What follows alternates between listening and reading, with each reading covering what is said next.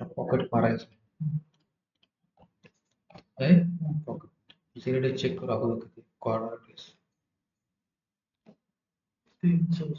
10 lock करू शकतो आपण. टूलपाथ जायचं, क्लिक करायचं आणि पॉकेट क्लिक करायचं. क्लिक केल्यावर तो चेन विचारतोय.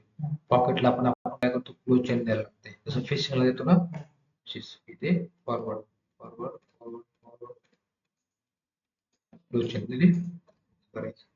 बघ केल्यावर टूलमध्ये 8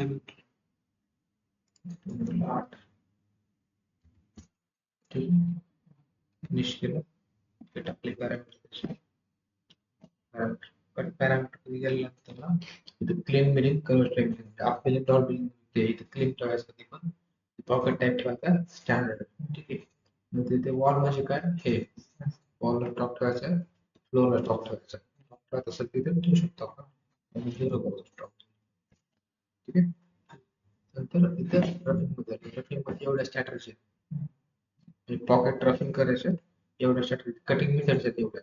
पहिले किक जॅकेट ओव्हरलॅप पॅरल स्पायरल. ठीक आहे. आपण कॉमन लेयर्स वापरतो पॅरल स्पायरल ही वाली. आणि त्याच्यामध्ये हा स्टेप 4 आहे 50%. ठीक आहे. म्हणजे शिफ्ट होतो ना आपल्या फेसमध्ये स्टेप 4 नाही का दिलेला, तो स्टेप 4 आहे 50%. इथं डिस्टन्स मध्ये दाखवतो 4 8च्या 4. ठीक आहे. नंतर टॉलरन्स मध्ये पॉईंट ठेवायला चालतो. इथे रफिंग अँगल आहे. आता हा अँगल काय ऑफ आहे.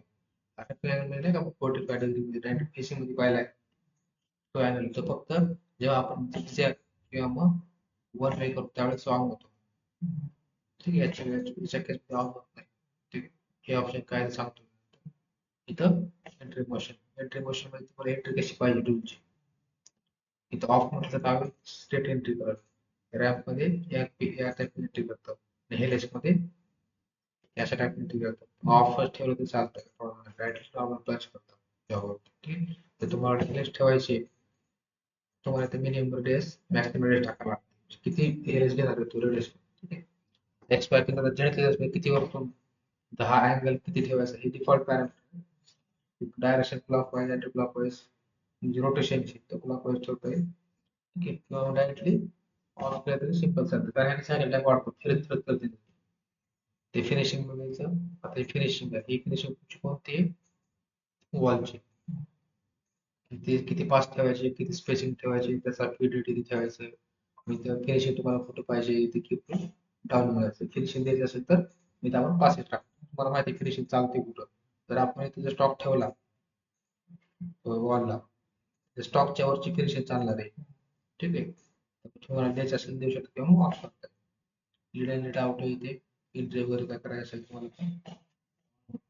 लीड अँड लीड आउट होत नाही. फॉलो डेस्कटॉप मध्ये आलो. डेस्कटॉप तिला ठीक आहे. आणि फिनिशिंग तुमची काय फ्लोअरची इथं डाऊन करायची. वन काय त्याच्यात पुढं 0 करायचं. नाही काय त्यामध्ये फिनिशिंग मध्ये आपण कसं पास दिले तेच आहे ना. हे म्हणजे हे पास दिसेल की याची तुम्हाला 4 पास दिसेल. 4 पास मध्ये काय गॅप ठेवावा लागेल. गॅप मी टाकतो. स्टेप हे बघा नाही तयार दिसतो. प्रत्येक हे कोणते पासेस आहेत, फिनिश पासेस येते फ्लोअर फिनिशला 1 2 3 4.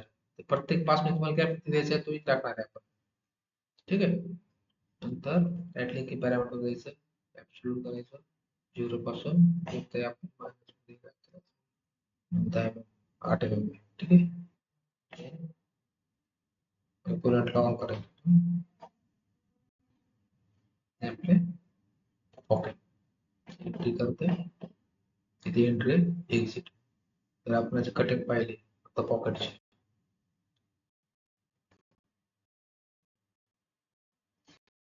सेम ऑप्शन सगळ्यामध्ये तुम्हाला चेंज द्यायचे, टूल द्यायचे, कट पॅरामीटर द्यायचे, सगळं सेम असेल.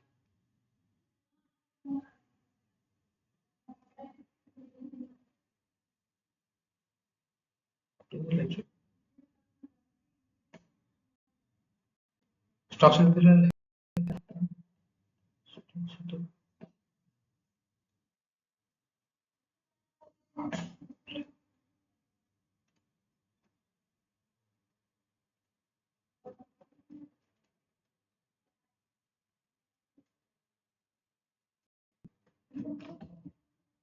ठीक आहे. जेवढे काही सपोर्ट दिले ना ते बरोबर लिहायचं.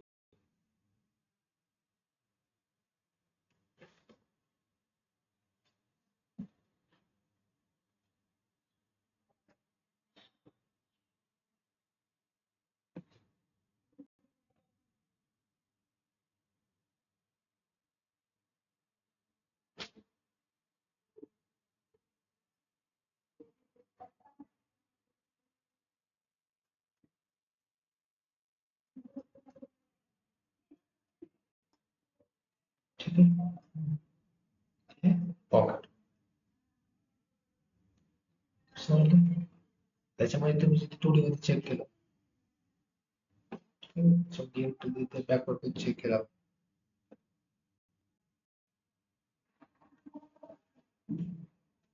एंट्री कुठे करता येतो सेंटरला.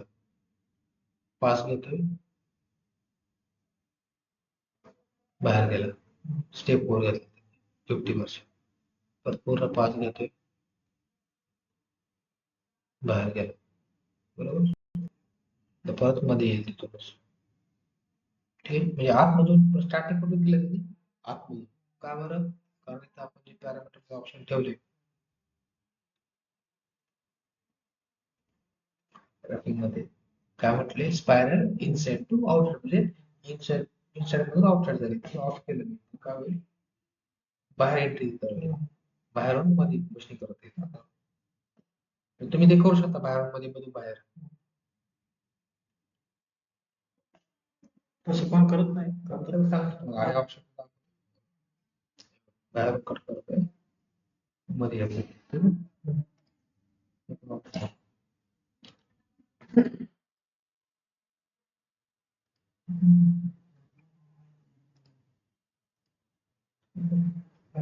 ऑप्शन महत्वाचे जवळ आला का? तिथे एक ड्रिल आहे ना थ्रू नाही ते ड्रिल हा तेवढं टाका. फक्त टाकायचं. बाकी काही नाही.